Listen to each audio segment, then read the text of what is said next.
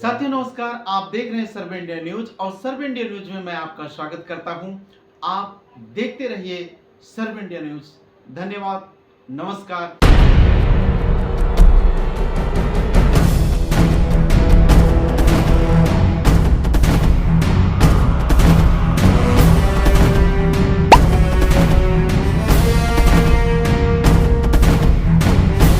कृपा करें, बाबा साहब डॉक्टर अम्बेडकर अमर रहे, बाबा साहब डॉक्टर अम्बेडकर अमर रहे, माधव कांशीराम साहब अमर रहे, अनवर कांशीराम साहब अमर रहे, बहन कुमार मोदी जी जिंदाबाद, बहन कुमार मोदी जी जिंदाबाद, माननीय अकादम जी जिंदाबाद, माननीय अकादम जी जिंदाबाद, बहुजन समाज पार्टी जिंदाबाद, बहुजन समाज पार्टी जिंदाबाद।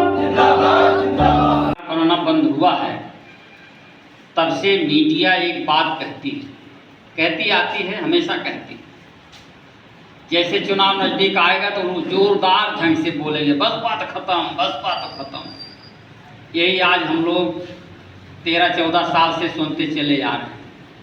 2012 के बाद से लगातार यही प्रचार होता है, बसपा खत्म हो गई।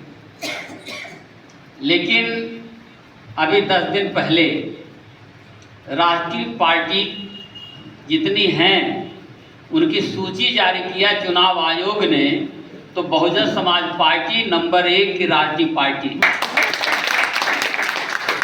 ये मीडिया वाले कहते रहें, विरोधी पार्टी कहते रहें, लेकिन आप चलते रहें इसी तरीके से तो बहुजन समाज पार्टी पहले भी राष्ट्रीय पार्टी थी, आज भी है और आने वाले समय में भी राष्ट्रीय पार्टी बनी रहेगी। तो इसके पीछे आप सबका बड़ी मेहनत है, कड़ी मेहनत है और आदरणीय बहन कुमारी मायावती जैसा संघर्षशील नेतृत्व है। उनके नेतृत्व में बहुजन समाज पार्टी डिक्लेयर किया, आयोग ने डिक्लेयर किया। ऐसा नहीं कि यूपी वाले या बिहार वाले या मध्य प्रदेश वाले, पंजाब वाले घोषित किए, चीफ इलेक्शन कमिश्नर ने घोषित किया। और जिसके 37 MP थे, नाचियारे घूम रहे है ना, 37 MP लेके घूम रहे हैं और वो भी कहते बसपा खत्म हो गई और अपना खत्म हो रहे हैं, ये नहीं दिख रहा उनको। तो इसलिए आपको मान सम्मान स्वाभिमान के साथ जगे रहने की जरूरत है। हम राष्ट्रीय पार्टी के कार्यकर्ता, हम बहुजन समाज पार्टी के नेता। तो इसलिए मेरे साथियों, आपको हताश और निराश नहीं होना है। बाकी कोई गमला का पेड़ नहीं है, 2 दिन पानी नहीं देंगे तो सूख जाएगा। बहुजन समाज पार्टी इतना बड़ा पेड़ है, सदियों सदियों तक ये सीना ताने खड़ा रहेगा।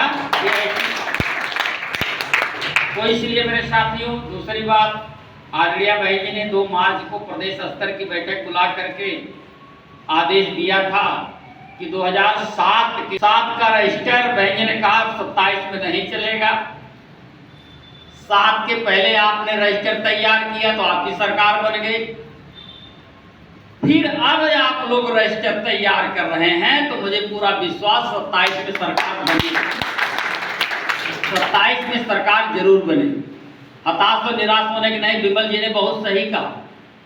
जैसे आप लोग कहावत सुनते हैं, हाथी जब जाता है तो कुत्ते भौंकते हैं और कुत्तों को अगर भुकवाना है तो ये नीला गमछा लिए रहिए।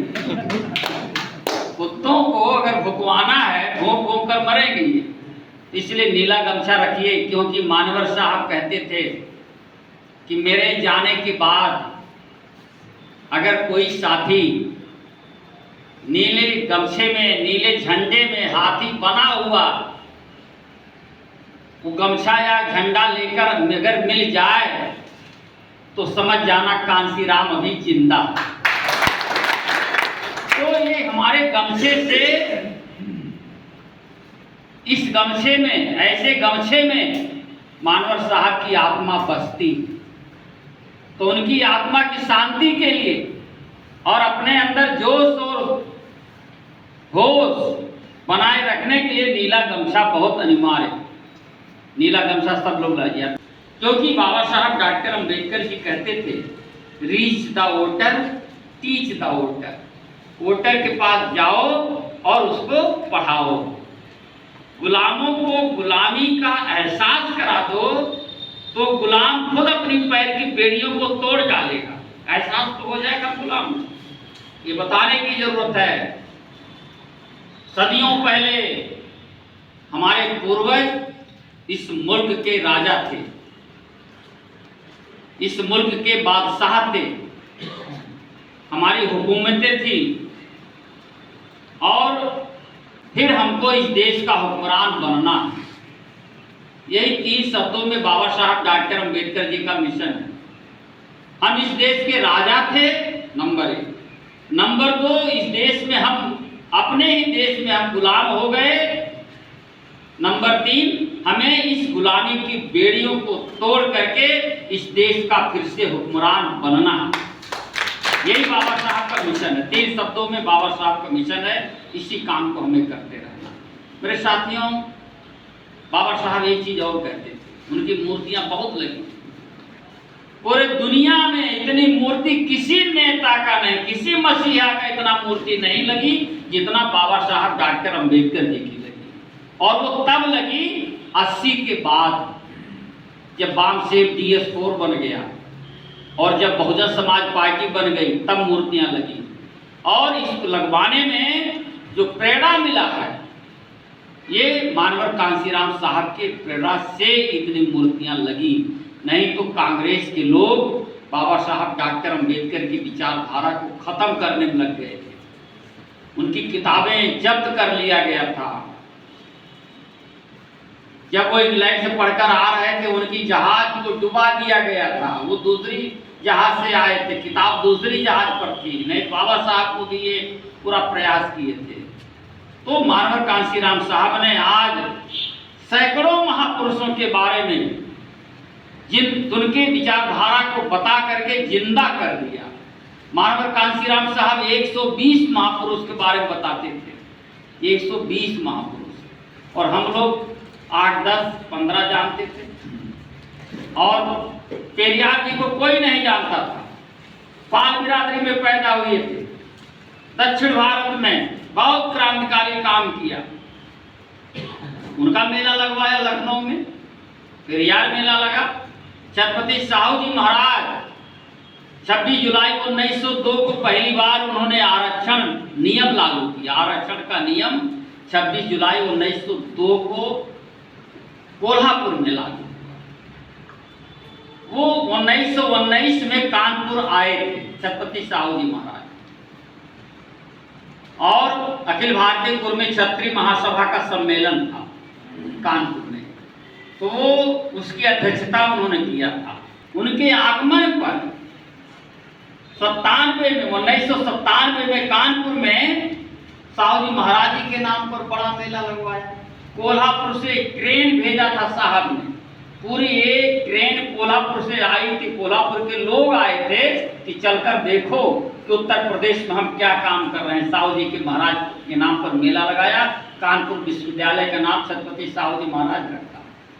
तो ये सब महापुरुषों के बारे में, तमाम महात्मा फूले को नहीं जानते थे हम।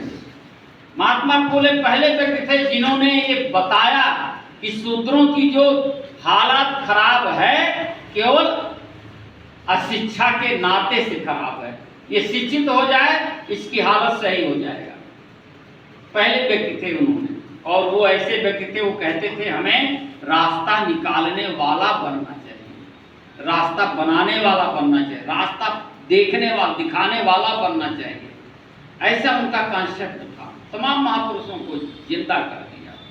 और बहुजन समाज पार्टी इन्हीं तमाम सैकड़ों महापुरुषों की विचारधारा को लेकर चलती है। इसलिए दूसरी समाजवादी पार्टी तो खत्म हो सकती है, कांग्रेस पार्टी खत्म हो सकती है, लेकिन बहुजन समाज पार्टी खत्म नहीं हो सकती, क्योंकि उसके पीछे महापुरुषों के, तमाम महापुरुषों की विचारधारा लगी हुई है, जो हम सबको प्रेरणा देने का काम करती है और आगे बढ़ती है।